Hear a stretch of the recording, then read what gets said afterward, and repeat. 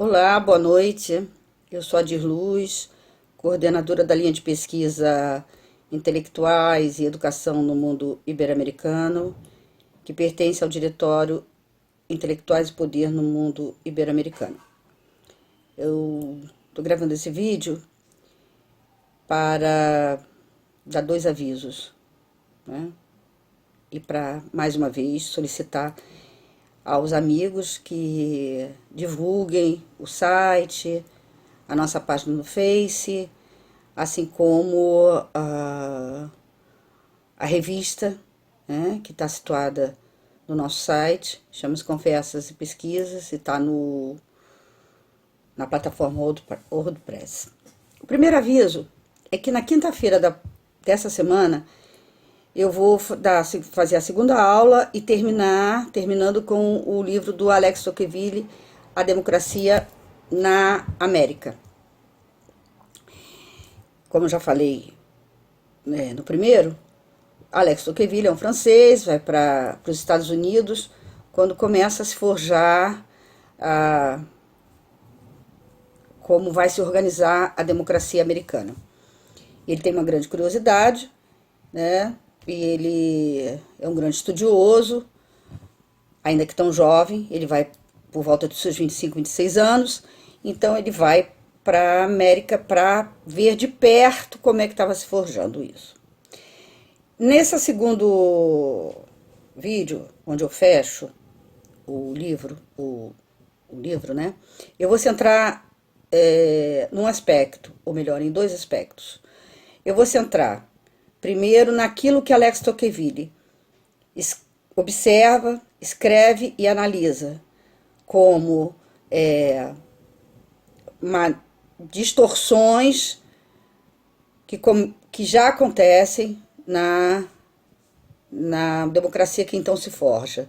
Ele não se nega a fazer essas análises, alertando para o perigo, inclusive, de que mesmo numa democracia, ou num país que se diga democrático, a democracia pode ocorrer movimentos que façam com que o governo, né, a democracia, seja uma democracia que no seu cotidiano as suas ações sejam despóticas, seja um despotismo. E é isso que ele vai dizer, né? Ele vai alertar para isso, ele vai falar sobre isso. Então ele não nega as contradições que ele vai percebendo, e a segunda parte do livro realmente é uma parte extremamente crítica a como é que vai se construindo o modelo dos Estados Unidos de poder, sendo um país que tinha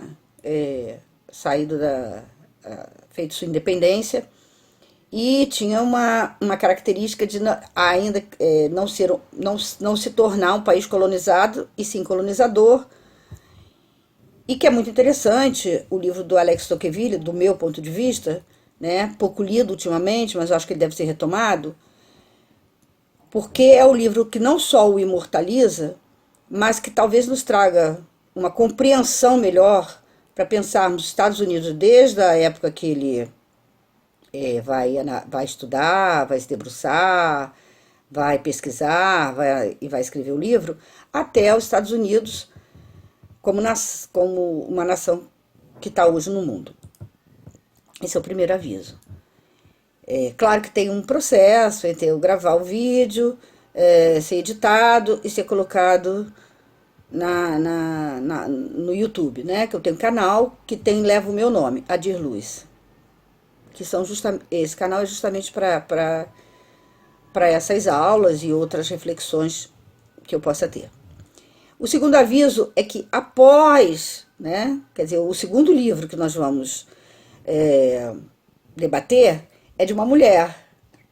É de uma mulher, né? Tinha que ser de uma mulher. Né? Para que as mulheres não me batam aí na rua, né? Mas, enfim, é dessa mulher aqui, Rosa de Luxemburgo. Né? Rosa de Luxemburgo tem vários livros, é muito conhecida por muitos e admirada por muitos. E esse livro aqui tem o título de A Questão Nacional e a Autonomia. Okay? Rosa de Luxemburgo, ela participou das lutas do século XIX, ela é assassinada, não só pelas suas ideias, por aquilo que escreveu, e também pela sua militância política. Dito isso, eu quero utilizar esse momento para não explicar, mas tornar mais claro, mais clarificar, uma fala minha no programa que eu faço sempre, há muitos anos, na Web Rádio Censura Livre, o programa que tem aos sábados. Agora nós temos feito geralmente no último sábado de cada mês, mas isso não quer dizer que esse seja um dia fixo, como já disse o jornalista Antônio de Pádua Figueiredo. Nós discutimos um assunto candente, polêmico e complexo, que foi conhecimento científico e religião. Eu falei várias coisas, enfim. Estávamos eu e o professor José Manuel Faria. Nós falamos várias coisas, nem sempre concordando um com o outro. Porque, na verdade, eu posso ter sido a pessoa que mais falou, mas ele também expressou sua opinião sobre a temática, né? E isso é um bom debate, não precisamos concordar, né, sempre um com o outro. O diálogo se dá justamente do clareamento da ideia do outro naquilo que o outro quis dizer quando disse alguma coisa. E é justamente sobre isso que eu quero falar. Nós vivemos num mundo, hoje, muito diferente do que vivíamos há 25 anos, 20 ou 10 anos atrás. Nós vivemos um mundo da informação em aceleração, significa que corre velozmente, né? A informação veloz, né, através das mídias, das diferentes mídias que hoje temos, essa é uma mídia, um canal, né? Quanto mais velocidade ela se dá, né, nos dá a sensação de estarmos desinformados e, ao mesmo tempo, quanto mais velocidade, ocorre um outro movimento, que é o movimento do esquecimento. Então, por isso, muitos, inclusive eu, nós repetimos muitas vezes a mesma coisa, damos o mesmo aviso, relembramos o que falamos. Para quê? Parece que só no movimento de repetição é que nós podemos evitar o esquecimento daquilo que foi dito, daquilo que foi falado, daquilo que foi informado. E numa das minhas falas, eu disse, né, que era relacionar a educação para todos, para não termos mais sociopatas. Isso era um pensamento pseudocientífico. E talvez seja muito antipático que alguém da ciência, acho que não sou só uma pessoa da ciência, venha e diga assim, isso é um pensamento pseudocientífico. Mas é. E nós estamos cheios de pensamentos pseudocientíficos circulando na internet. Isso banaliza de uma forma brutal conceitos e ideias que são importantíssimas. Não só para o pensamento científico, mas para a sociedade de forma geral. Quando eu disse isso, né, e eu quero dizer o seguinte, e torno a afirmar, como eu recebi algumas indagações no particular, sempre que se refere ao meu trabalho ou aquilo que eu digo, eu costumo responder em público. Né? Por que eu tenho esse pensamento? Por que é um pensamento pseudocientífico? Porque é um argumento, um estudo, um aspecto que vem de uma determinada área de conhecimento. E eu a utilizo para fortalecer o meu argumento, que é de outra área, de outro aspecto, para fortalecer o meu argumento, não o meu agir, né? O meu argumento. Estou dando um exemplo. Quando eu faço isso, eu posso até fortalecer o meu argumento, porque ele passa a circular. Ele passa a circular nos grupos no qual eu pertenço, nos grupos sociais do qual eu pertenço.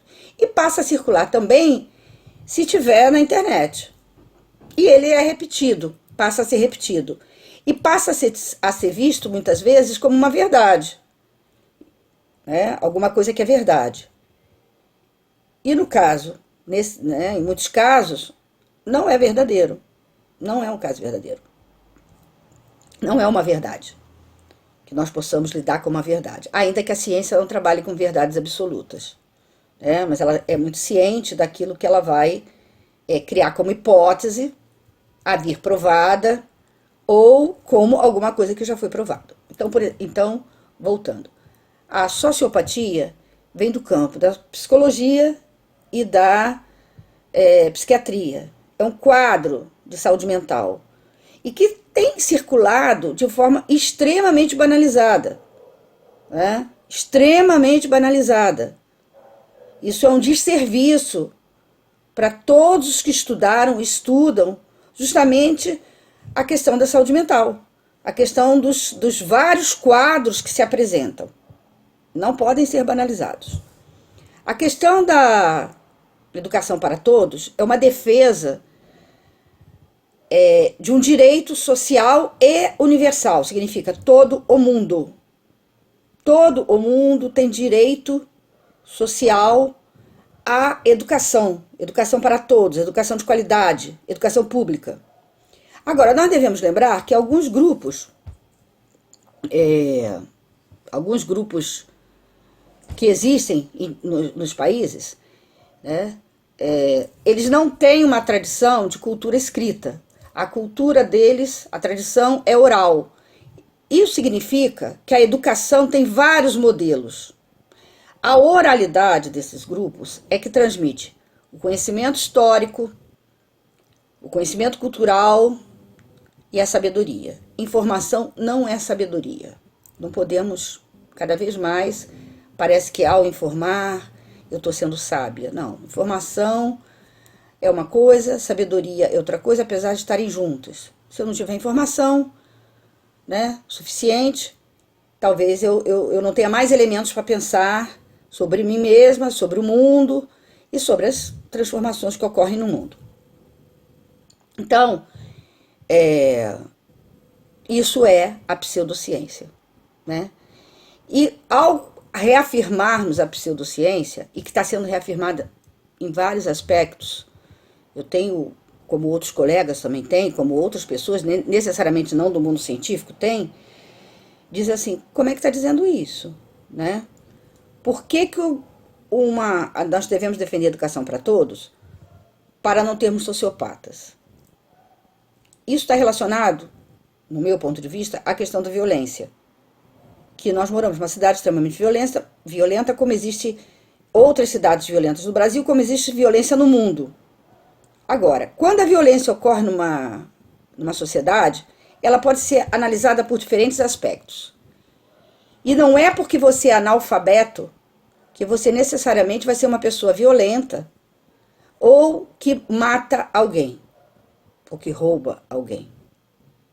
Muitas vezes o roubo é para matar a sua fome, né? A sua fome. Devemos pensar sobre isso. Se matar alguém por causa de um celular é igual a entrar no supermercado e roubar porque sua filha ou seu filho pequeno está com fome, uma lata de leite. Se essas coisas estão no mesmo patamar criminal, né? A sociedade que vivemos nos obriga cada vez mais a pensarmos as diferentes nuances da violência que se apresenta. Então, a pseudociência ajuda a uma situação que estamos todos vivendo e que não vai beneficiar ninguém, que é a desconstrução do pensamento científico, né? Não só através dos cortes de verbas, através de modelos escolares que já foram ultrapassados, né? Através de garrotear as escolas, as escolas públicas, né, que são as garroteadas, as universidades públicas são garroteadas, impossibilitando, inclusive, a continuidade de várias ciências, de vários experimentos, de várias pesquisas, o que, na verdade, vai nos levar a um atraso, tem nos levado a um atraso. A um atraso do ponto de vista social, né? Porque na medida em que nós não avançamos, nós não temos respostas, muito pelo contrário, nós regredimos a quadros como, por exemplo, o do sarampo, que era uma doença erradicada no Brasil e que hoje nós estamos vivendo momentos de surto, né? De surto. A gente teve um surto em São Paulo e agora já está uma campanha por vacinar. Então vejam só, né? Como que uma frase dita num outro ambiente, a intenção não sei, né? Pode ter sido tem diferentes intenções quando nós falamos, a não ser que nós explicitemos a intenção que nós estamos tendo. Mas se não é dito, a interpretação é de quem escuta. E escutar coisas como essa não favorece a ninguém. Não vai nos favorecer como população. Desconstruir o pensamento científico ou pegar alguma coisa do pensamento científico e levar para a esfera de uma análise social ou também de uma análise, né, para defender algum aspecto do ponto de vista religioso, que era o debate do dia, nas diferentes religiões, em diferentes grupos dentro da religião, não vai nos favorecer para que nós possamos lidar e avançar naquilo que justamente queremos, que é a paz. Ou será que ninguém quer a paz? Ou será que a paz já foi esquecida, tão esquecida assim? De tanta banalização da morte, da violência, da fome, de tudo isso. Ou será que o individualismo realmente venceu? Se eu estou bem, tá tudo bem. Se eu não estou bem, aí eu começo também a fazer as críticas. Fora disso, tem uma série de argumentos que estão sendo veiculados através das mídias, e a velocidade da mídia é tanta, que isso, de repente, é a célebre frase, viralizou. Eu nem gosto dessa palavra, na verdade, mas viralizou, quer dizer, virou um vírus. Ora, vírus sempre teve articulada doença, então, na verdade, a internet também está criando o quê? Está criando novas formas de te adoecer. Né? Então, explicado isso, dito isso, por gentileza, quando nós veicularmos alguma forma de pensamento, alguma forma de pensar, temos maior cuidado, tanto com aquilo que é a chamada fake news, quanto aquilo que é a pseudociência. Né? Tenhamos mais cuidado, tenhamos mais sensibilidade, tenhamos mais, pensemos 1, 2, 3, 4, 10 vezes antes de falarmos. Né? E se for necessário, voltemos a falar, como eu estou voltando a falar agora, para, na verdade, esclarecer, né, uma frase dita no meio de um programa de 1h15, em que houve um questionamento. Ora, se houve um questionamento, é porque já tem uma série de pessoas achando que é isso mesmo. E eu quero dizer que não é isso mesmo. Nós lutamos por educação, gente. Nós lutamos por uma educação para todos. É uma luta, né, de muito tempo no Brasil. O Brasil é um país que ainda não alcançou níveis de educação que outros países já alcançaram. Então nós não podemos retroceder no que já alcançamos, mas temos que buscar alcançar mais. E não vamos alcançar na medida que ideias passam a circular de uma forma que não nos favorece. E também a pseudociência, que agora tem uma série de coisas que são pseudociência, né? Articulando áreas que podem dialogar, mas não podem utilizar o argumento, né, a prova, enfim, o experimento de uma para outra, mas devem dialogar como verdades. Né? Então, tenhamos mais cuidado com aquilo que veiculamos, com aquilo que dizemos, e não tenhamos nenhuma preocupação de vou retornar e dizer, olha, eu pensava aquilo naquele momento, agora eu já refleti mais, busquei mais informação, busquei saber, na verdade, o que é isso, busquei saber com quem pesquisa ou com quem trabalha com isso, então eu refiz o meu pensamento.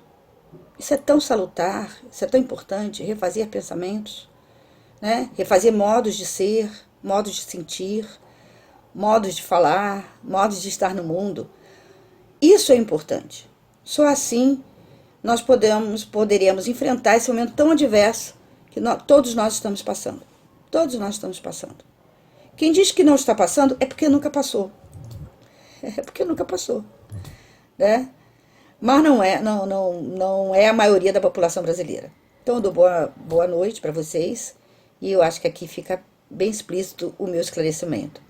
E, por gentileza, assista o próximo vídeo e os outros, onde eu vou discutir a questão democrática, a questão da participação e a questão dos riscos que se corre quando não temos democracia.